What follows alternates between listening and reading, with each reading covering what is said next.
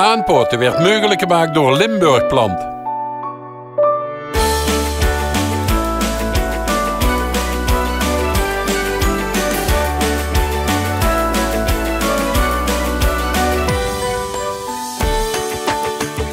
Ja, leefkijkers, het is weer zoiets. Aanpoten met ons bij Limburg Plant. Ik sta hier net voor een kast, er staan allemaal deurtjes, putjes. En dat is allemaal voor de grond te duwen en te zeeën en weet ik veel wat het allemaal is. Ik schakel eens even over naar Diana. Diana kan ik beslist zeggen hoe die spullen allemaal verdienen.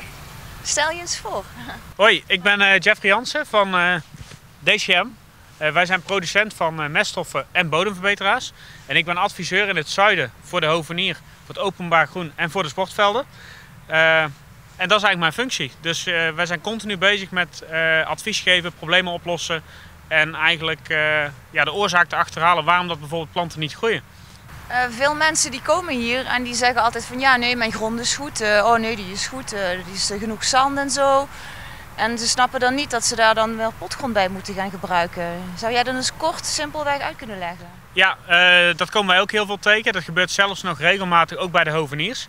En wat wij steeds vaker adviseren, als je toch een tuin op de schop zet, zorg dan dat je gelijk je grond verrijkt. Want je krijgt 1 keer de kans om eigenlijk die grond goed op orde te krijgen bij de wortels. Naar de rand, alles wat je naar de rand doet, komt allemaal maar bovenop. En hoe beter dat je eigenlijk je grond op orde hebt, dus je structuur op orde hebt, je zuurtegraad en je voedingsstoffen, des te beter zullen je planten het gaan doen. En zul je ook veel minder uitval hebben en veel minder moeten gaan vervangen. Kun je eens wat voorbeelden geven hoe jullie dat doen? Ja, dat kan ik zeker. Bij aanleg van een tuin is het belangrijk om zeg maar ook de bodemverbetering te doen. En dat is dus tweeledig. In het begin bij aanleg doe je dus bodemverbetering en dan doe je structuur op orde brengen. Ten eerste doen we dat eigenlijk zeg maar met organisch materiaal. Het mooie van dit product is ook dat er goede schimmels en bacteriën zijn toegevoegd die zeg maar de aanslag van de plant vergroten. Daar hebben we 2 varianten van. Bijna dezelfde samenstelling, enkel die pH-waarde is wat lager, die zit ongeveer op 4,8. Dus voor alle zuurminnende planten. Denk hierbij aan rhododendrons, hortensia's, maar zeker ook de buxusvervangers, de ilex bijvoorbeeld. Perfect voor de aanslag van die planten. Dus dan heb je eigenlijk je structuur op orde, je bodemleven is op orde, maar je moet eigenlijk ook nog iets van voeding toevoegen. En deze voeding is eigenlijk de perfecte basis voor de aanleg van een tuin. Dus er zitten eigenlijk alle hoofdvoedingselementen in, dus stikstof, fosfaat en kalium, maar ook je sporenelementen. Dus je brengt eigenlijk je totaalpakket aan voeding aan, waardoor eigenlijk de plant ook de juiste voeding in de wortelzone beschikbaar heeft.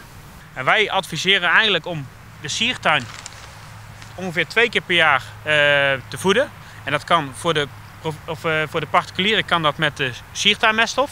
En voor de hovenier hebben wij daar bijvoorbeeld de Mix 2 voor. En dat is een echte mooie meststof die ervoor zorgt dat eigenlijk de plant jaar rond voeding heeft. Dus eigenlijk dat het bord met eten niet leeg gaat. Dus als planten genoeg voeding hebben, zijn ze ook veel minder vatbaar voor ziektes en schimmels en blijven ze sterk. En dat wil je eigenlijk. Dus mooie tuin bij aanleg, maar zeker ook belangrijk om goed onderhoud te plegen. Och, hier op zo'n het voor gezond zeg. Diana kan ik het beste even vragen wat ik eigenlijk met ken. Kun je deze producten nou ook voor het gazon gebruiken? Die vraag krijgen we ook regelmatig. Ja, dat kan zeker. Je kunt de Vivimus universeel heel goed gebruiken bij aanleg van het gazon. Dus dat doe je puur ook voor je structuurverbetering. Dus altijd belangrijk om dat goed door te werken in die toplaag. Dat is eigenlijk ook tezamen met de bodemactivator. Dus dan heb je structuur en voeding gelijk in je toplaag zitten. Alleen voor de onderhoudsbemesting pakken we dan geen siertuinmest, maar hebben we verschillende gazonmeststoffen. Het gazon voeden wij wel 3 keer per jaar. Dus wij beginnen eigenlijk altijd in april, zodra dat de bodemtemperatuur omhoog gaat. In juli de tweede bemesting en in september de najaarsbemesting.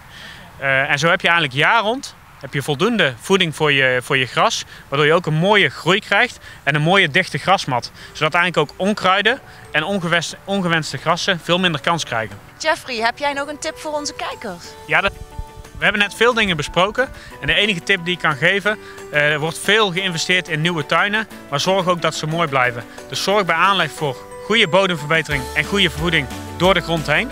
Dan blijft je structuur van je grond goed op peil en daarna voor een goed voedingsplan.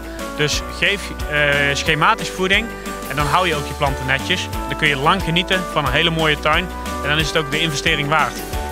Nou beste kijkers, we hebben het gezien.